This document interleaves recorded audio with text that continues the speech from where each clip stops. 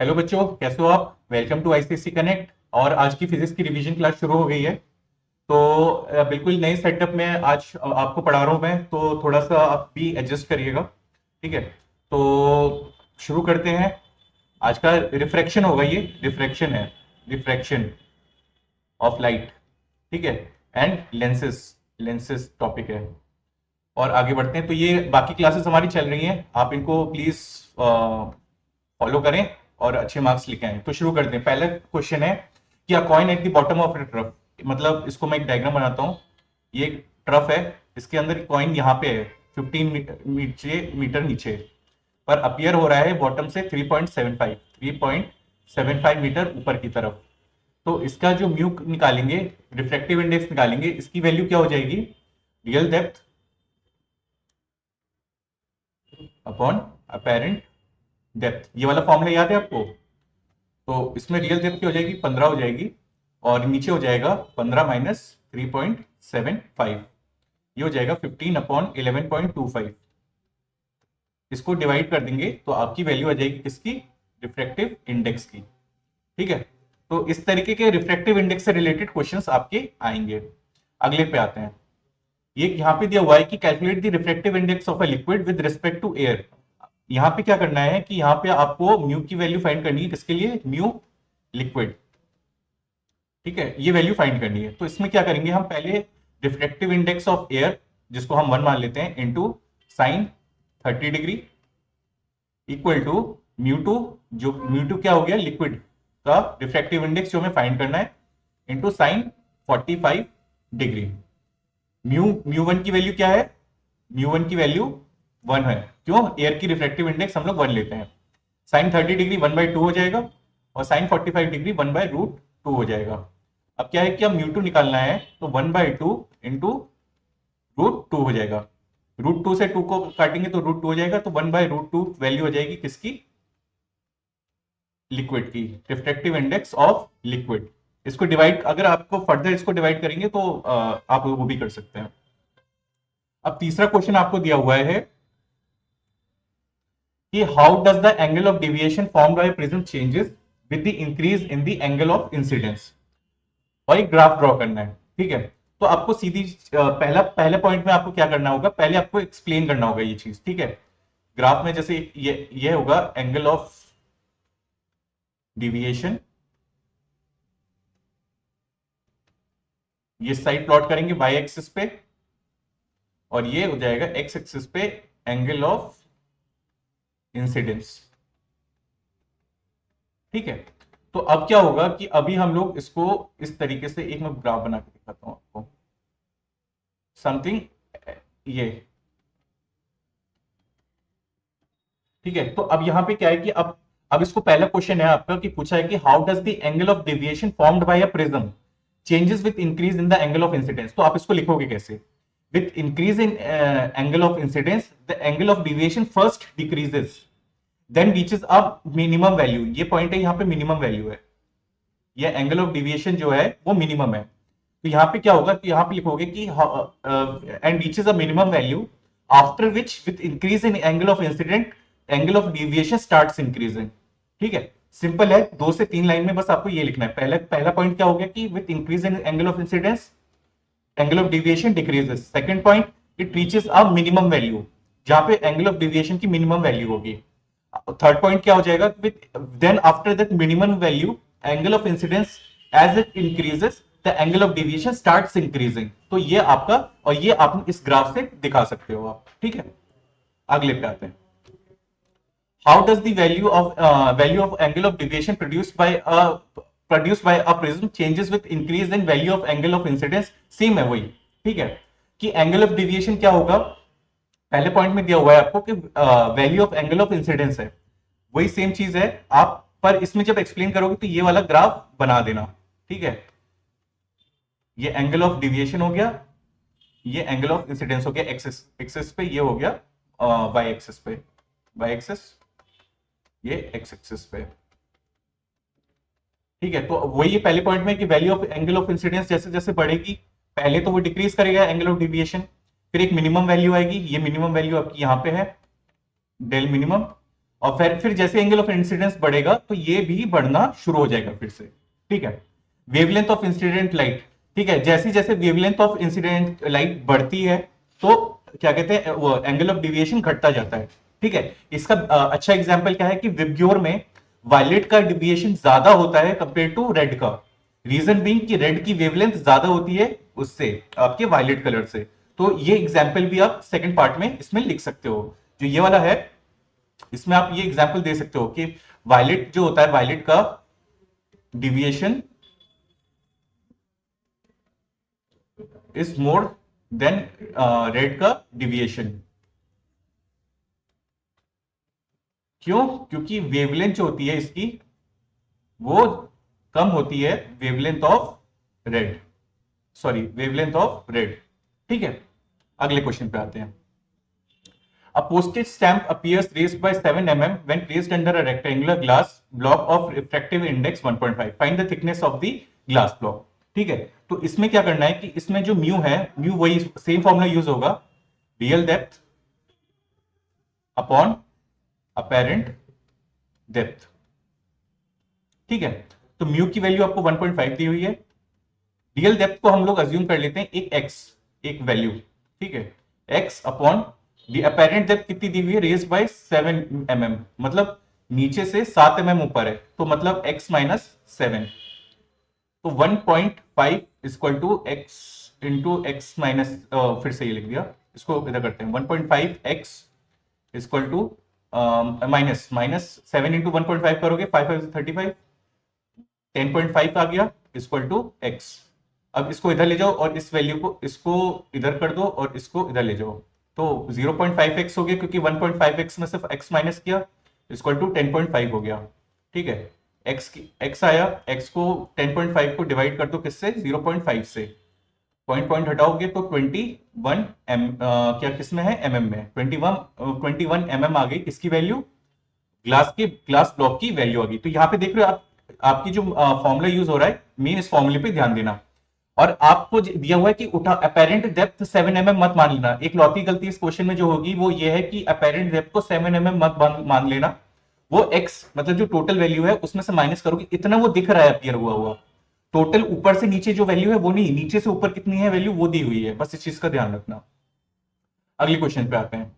अगला क्वेश्चन है, ये है आपका, a ray of light X Y passes through. ठीक है। अब देखो यहाँ पे ये प्रिज्म है, ये आइसोसेलेस प्रिज्म है। आइसोसेलेस प्रिज्म का मतलब है कि ये 90 डिग्री यहाँ पे फॉर्म करेगा, मतलब इसकी जो प्लेसमेंट है वो इस तरीके से राइट एंगल ट्राइंगल की तरह।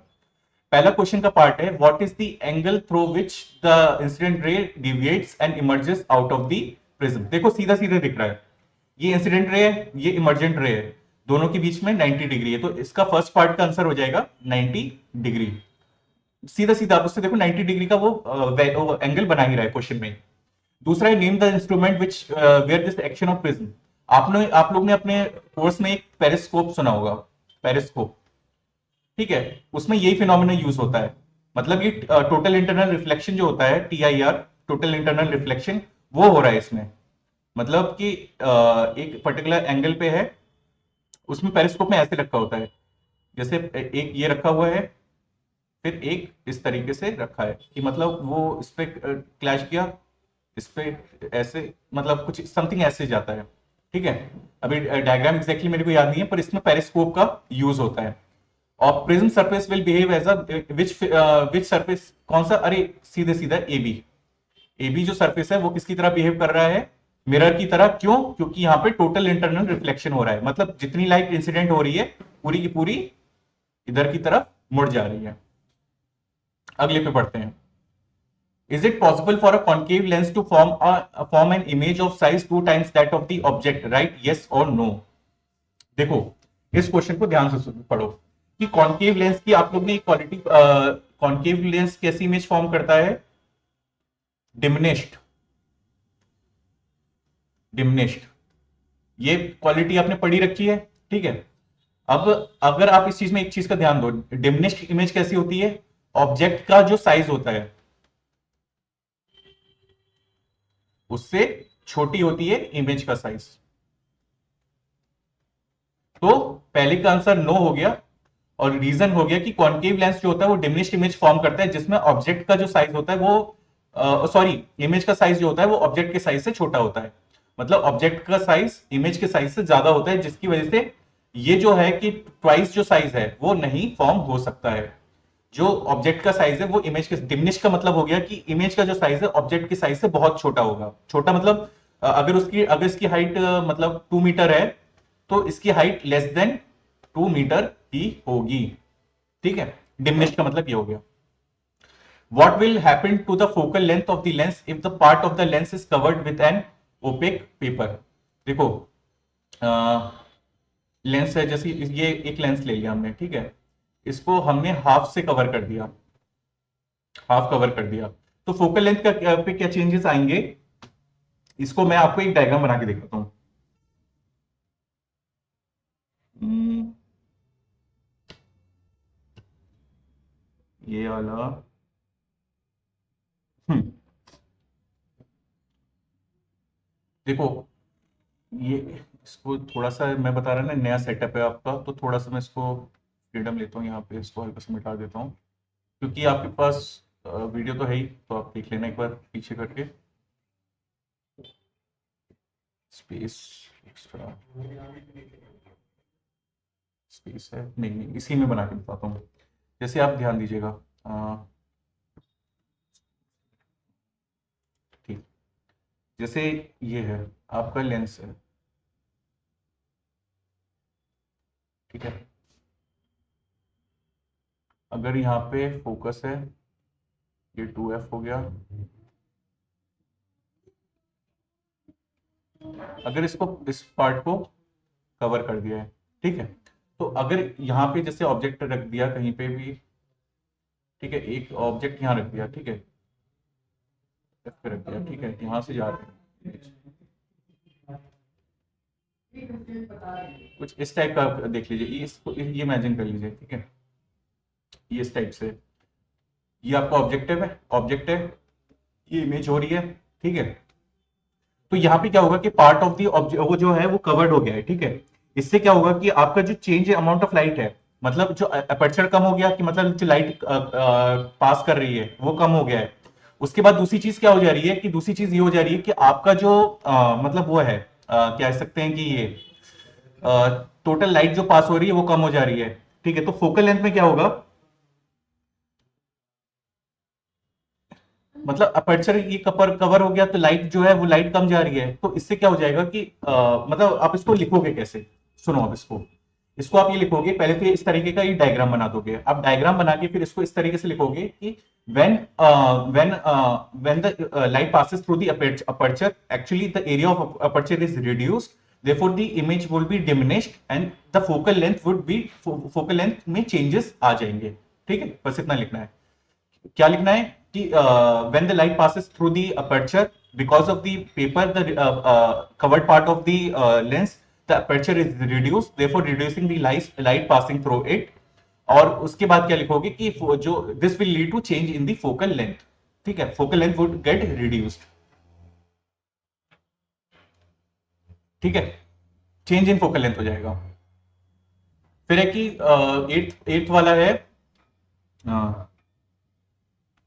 आपका कि a focus of convex lens of focal length, देखो इसमें क्या दिया हुआ है, एफ की वैल्यू दी हुई है 10 centimetre, as place at a distance of 60 centimetre from the screen,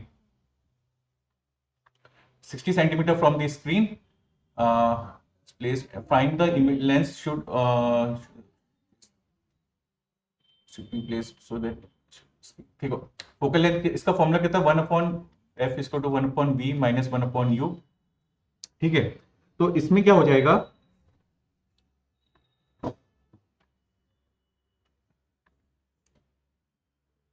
ये ऑब्जेक्ट आपका कहां प्लेस है, 60 सेंटीमीटर पे, ठीक है, तो 1/f 1/10 equal to 1/60 minus 1/u, 1/u equal to 1/60 minus 1/10 equal to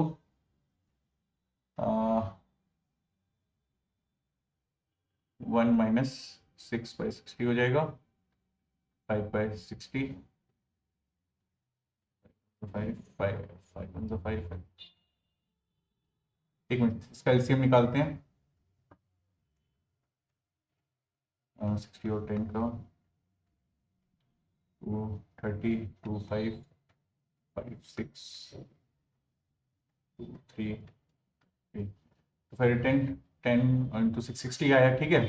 10 into 6 5 by 60 हो गया, तो ये हो गया 1 बाई 5 1 5 5 12 1 बाई 12 -12 1 बाई 12 -1 बाई 12 क्यों होगा? -1 बाई 12 इसलिए होगा कि 1 -6 हो रहा है तो -1 बाई 12। तो यहाँ पे और इसके बाद u की वैल्यू क्या हो जाएगी? u की वैल्यू हो जाएगी 12 -12 किस में है? सेंटीमीटर में। तो u क्या है कि how far from the lens should an object be place so as to obtain a real image, ठीक है। तो इसमें नेगेटिव साइन का शो करता है, distance is measured in the opposite direction of the incident रे। इसको मैं मिटा के दिखाता हूं, डायग्राम बनाता हूँ क्या।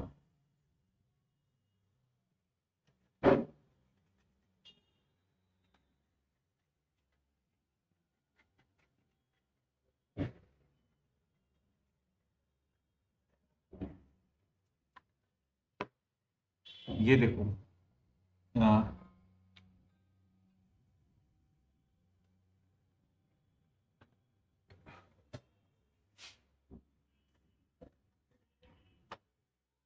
देखो ये मिरर है,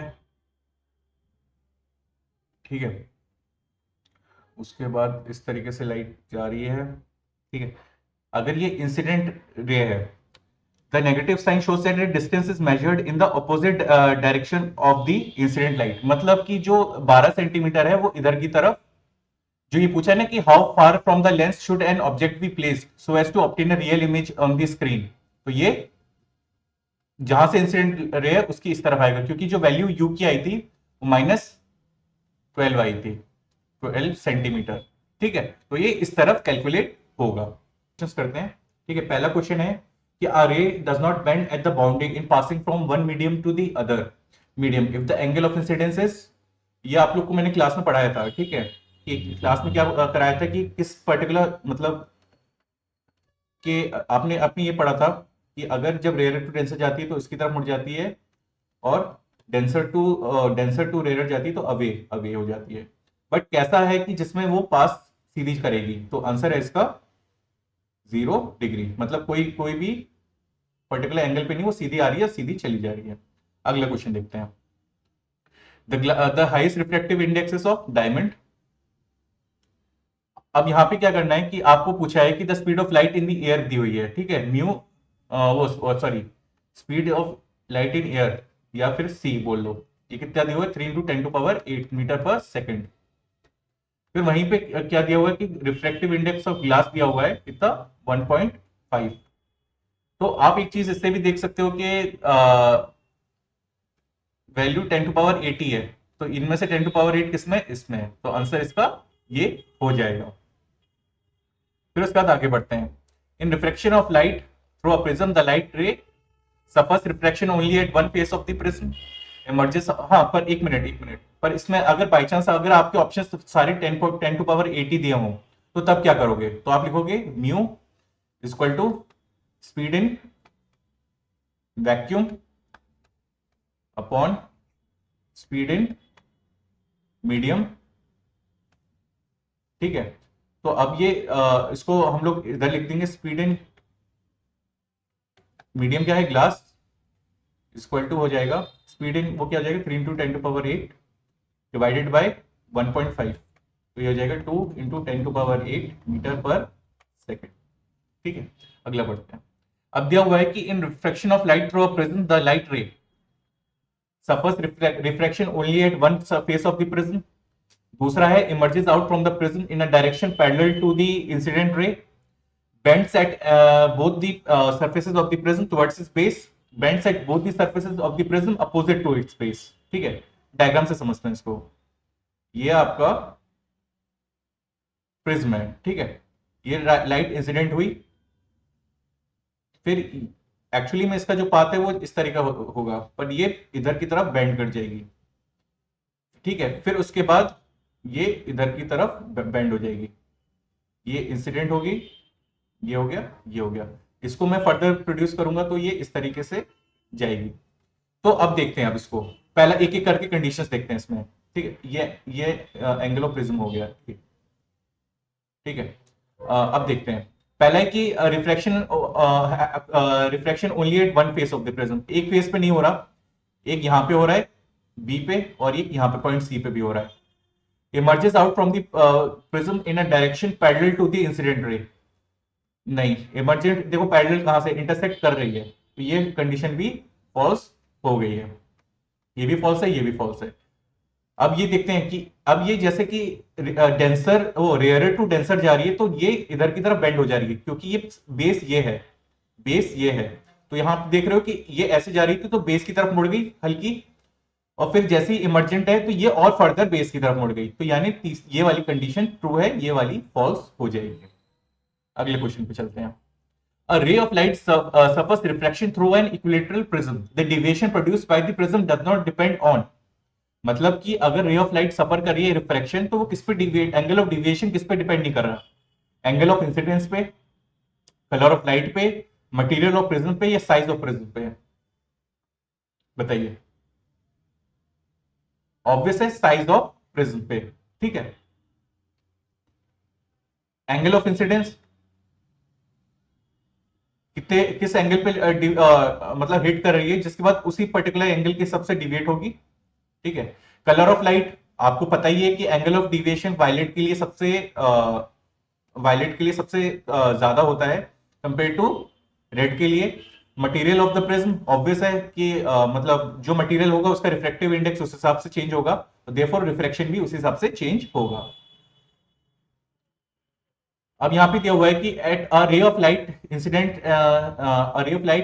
eight an angle 48 degree on a prism of refracting angle 60 degree suffers minimum deviation. Calculate the angle of minimum deviation. ठीक है, मिनिमम डिविएशन हो रहा है डेल मिन, ये वैल्यू निकालनी है। ये मतलब इसको ये 12 डिग्री है, ये 24 डिग्री है, ये 48 डिग्री है, ये 36 डिग्री है। अभी आप थोड़ा सा 5 सेकंड 10 सेकंड का टाइम लें और उसके बाद इसको सॉल्व करते हैं। डेल मिन निकालना है।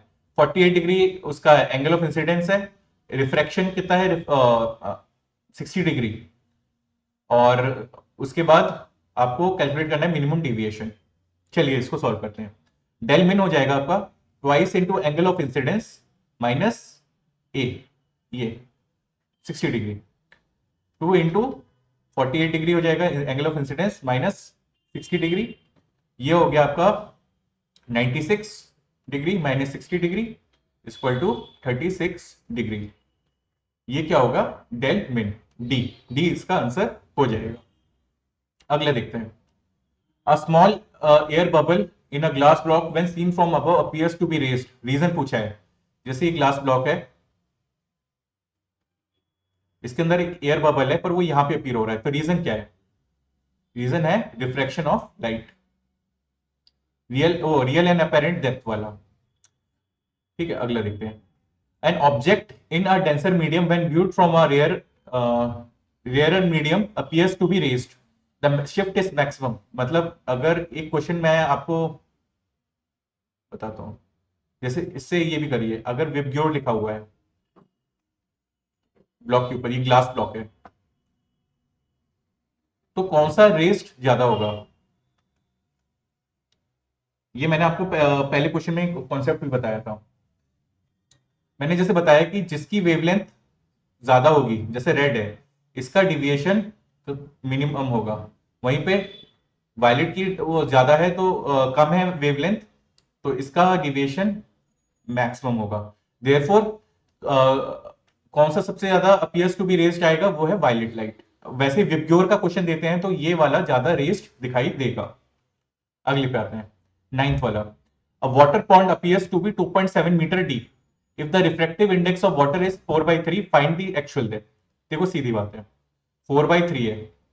ठीक है, आपसे आपको दिया हुआ है pond appears to be 2.7 deep, मतलब कि अब ये क्या है, ये ऊपर से देख रहे हैं आप, अगर ये पॉन्ड है, इसको ऊपर से देख रहे हैं, तो इसकी जो डेप्थ है वो समथिंग एक्स है, पर ऊपर से देखने पे लग रहा है कि इसकी डेप्थ कितनी है, 2.7 मीटर। अच्छा, ये इसको यहाँ पे चेंज कर लीजिए, 3.6, 3.8, 4.0 और 4.2। अब इसकी वैल्यू निकालनी है।